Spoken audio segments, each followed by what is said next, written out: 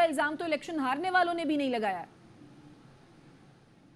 देखिए, ये जो नी जर्क रिएक्शन पहला आया ना, आपने इंफॉर्मेशन मिनिस्टर पंजाब से बात कही, जो उन्होंने जो आके कहा कि जो जिस किस्म के इल्जामात लगाए, सारा ही मुमकिन है कि उनके ऊपर प्रेशर हो। ये तो मैं नहीं कहता कि उनके ऊपर प्रेशर नहीं है। हाँ, असल मसला ये है कि मुझे तो लगता है कि सारों के ही दिमागी इस टाइम तवाज़ुन चेक कराने की जरूरत है कि जिस तरह से ये अगर कोई शख्स बाहर है, मैं ये नहीं कहता कि इल्जामात ठीक है या गलत, लेकिन एक साहब ने आकर एक इल्जामात लगाए हैं और अगर आपको पता था कि वो इतनी दिमागी हालात उनके खराब है, तो इलेक्शन जैसे क्रिटिकल टाइम पर आपने उनको पिंडी का कमिश्नर कैसे लगा के रखा? पहला सवाल तो फिर जो पंजाब गवर्नमेंट है और जो इलेक्शन कमिश्नर ऑफ पाकिस्तान है उसको देना चाहिए कि अगर आपको पता था कि वो रैटिक फैसले कर रहा है, वो दिमागी तौर पर प्रेशर में है, आपने उनको कमिश्नर पिंडी लगा के क्यों?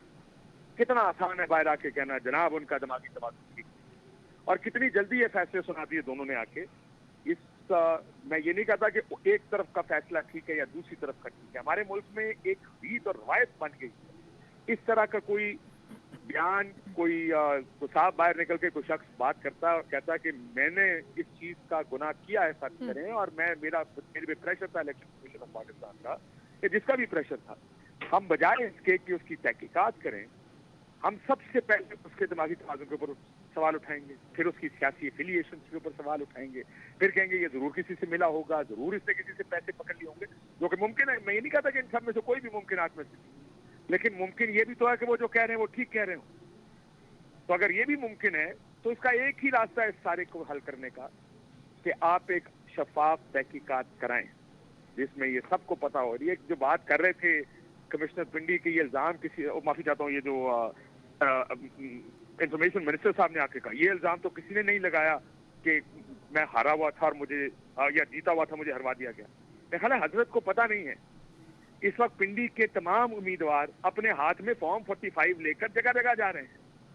आप इलेक्शन कमीशन से पूछ लेते, वो ज़ाहिर है वो थोड़ा सा उसके लिए एक फोन उठाते और इलेक्शन कमीशन को फोन करते कि पिंडी के कितने लोगों ने पिटीशन दायर किए हैं कि हमारे साथ धांधली, कितनी आराम से आके कह दिया कि किसी और ने ये इल्जाम नहीं लगाया। लोग फॉर्म 45, मेरे पास कितने लोग आए कि ये देखे जी हमारा फॉर्म 45 हमारे साथ जाती की है, ये हमारे मुकम्मल रिकॉर्ड है फॉर्म 45 का। कितनी आराम से ये कह दिया आके कि सब झूठ है, ये सब का सब कुछ किसी का ज़हनी तवाज़ुन खराब है, और यहाँ तो सब लोग बड़े खुशी खुशी इलेक्शन हार के घर चले गए। जो कल मैरियट की प्रेस कॉन्फ्रेंस थी वो मेरे ख्याल इंफॉर्मेशन मिनिस्टर साहब ने देखी नहीं, उसमें बहुत सारे ऐसे लोग थे जो कि अपने फॉर्म 45 लेकर धांधली का इल्जाम लगा रहे थे, उसमें पिंडी के लोग भी मौजूद थे। ये जो सीटें हैं पिंडी की, मेरे पास लोग आए हैं अपने फॉर्म 45 ले, मैं जाती तौर पे उनके फॉर्म 45 देखे हैं जिसमें उनका ये कहना है कि 45 में हम जीत रहे हैं। एक जुम्बे से कलम से, यानी एक पेन से 47 जारी कर दिया जाता है कि जीत कोई और गया। जिस तरीके, मैं तो परेशान हूँ इस प्रेस का कि किस किस्म के लोगों को हमने इंफॉर्मेशन मिनिस्टर बनाया हो। ये किस किस्म के लोग हैं जो बजाय इसके कि इस चीज को, यानी बिल्कुल हो सकता है मुमकिन इल्जाम गलत है, मैं तो कोई नहीं हूँ ये साबित करने वाला कि इल्जाम ठीक है या गलत है, लेकिन इंफॉर्मेशन मिनिस्टर भी नहीं है कोई तो वो साबित करे कि ये ठीक है या गलत है। कितनी आराम से आके किसी की ज़हनी तवाज़ुन पे बात करनी। मुझे तो लगता है ये अच्छा किया गया कि उनको कस्टडी में ले लिया, ये ना हो कि कुछ दूसरा ही काम हो जाए उनके साथ और कहें कि जनाब ये तो पहले ही खुदकुशी करने वाला था। तो इसलिए मेरा ख्याल है कि सबको एक कदम पीछे लेना चाहिए। इस मुल्क को स्टेबिलिटी की जरूरत है, वो स्टेबिलिटी आएगी ठीक फैसले करने। इलेक्शन हुए हैं, इलेक्शन पर एतराजात है, ठीक फैसले करें। इसके बाद अगर किसी का ग्रीवेंस है, ऐसी तहकीकात करें कि लोगों को सब नजर आए कि मसले को हल करने की कोशिश की जा रही है, ना कि ऐसे बयान आते हैं कि कोई ज़हनी माजूर है, कोई ज़हनी कशमकश का शिकार था, उसका दिमागी तवाज़ुन दुरुस्त नहीं है। तो दिमागी तवाज़ुन तो बहुत से लोगों का खराब लगता है, लेकिन इस तरह की गुफ्तगू से परहेज करना चाहिए था इंफॉर्मेशन मिनिस्टर को। ठीक किया उन्होंने कि जी तहकीकात का ऐलान किया, इस हद तक अपने आप को महसूस करना चाहिए।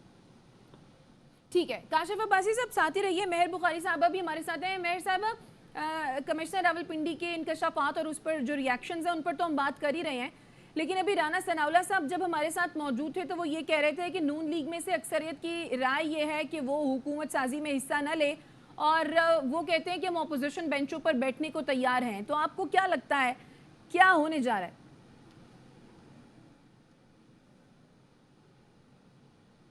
जी मेहर साहबा।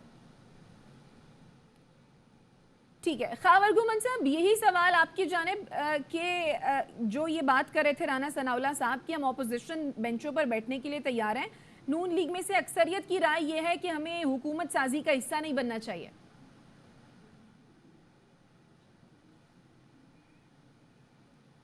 जी, खावर साहब भी गालिबन हमारे साथ मौजूद नहीं है।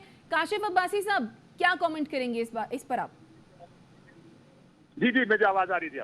जी, काशिफ साहब, यही पूछ रही हूँ कि जैसे कि राना सनाउल्लाह साहब अभी ये कह रहे थे कि हम ऑपोजिशन बेंचों पर बैठने के लिए तैयार हैं और नून लीग में से अक्सरियत की राय ये है कि वो हुकूमत साजी का हिस्सा हम ना बने, तो आप कैसे देखते हैं इस सारी सिचुएशन को? देखिए, मुझे ये बात समझ आती है, जिस वक्त पीपल्स पार्टी ने ये कहा कि हम सिर्फ वोट देने की हद तक मुस्लिम लीग के साथ हैं, बाय डेफिनेशन ये एक बड़ा गैर मुस्तहकम अनस्टेबल निजाम बन गया है। मुस्लिम लीग नून ने अपनी इलेक्शन की परफॉर्मेंस देखी है, ये इल्जामात अपनी जगह, सबको पता है कि मुस्लिम लीग नून पंजाब में बड़ी मुश्किल में, और उनको ये भी एहसास है कि अगर एक और हुकूमत अनस्टेबल ली, मुश्किल फैसले किए और उसके बाद हुकूमत चलती बनी, तो वहां से मुस्लिम लीग नून की वापसी का भी कोई रास्ता नहीं बचेगा। तो इसलिए जो अभी तक बच गया है थोड़ा बहुत, उसको बचा लो। ये सोच तो जरूर हो सकती है, लेकिन ये मुस्लिम लीग नून ने अकेले नहीं करना। इस वजह से मुझे लगता है कि ये जो फैसला है बड़ा सियासी फैसला, क्योंकि अगर मैं अपने आप को मुस्लिम लीग नून की जगह रखूं, मेरे लिए बड़ा मुश्किल है कि मैं एक इतनी गैर मुस्तहकम हुकूमत का वजीर आजम बनूं, जिसका ये नहीं पता कि वो साल चलेगी, 6 महीने चलेगी, 1.5 साल चलेगी। आज ये पहली प्रेस कॉन्फ्रेंस हुई है, जाने कल कोर्ट्स क्या करती हैं, जाने किन किन फैसलों में इलेक्शन के नताइज को कैसे कैसे सवालिया निशान उठेंगे। अगर आप को आगे आने वाले साल, 2 साल, 3 साल के बारे में मुस्लिम लीग नून नहीं जानती कि उसमें कितनी इंस्टेबिलिटी आएगी, ये जो एहतजाज शुरू होंगे ये किस हद तक जाएंगे, क्या ये मामला थमेगा या मजीद बढ़ेगा, उस सूरत में हुकूमत बना लेना किसी अक्लमंद का काम फैसला नहीं हो सकता।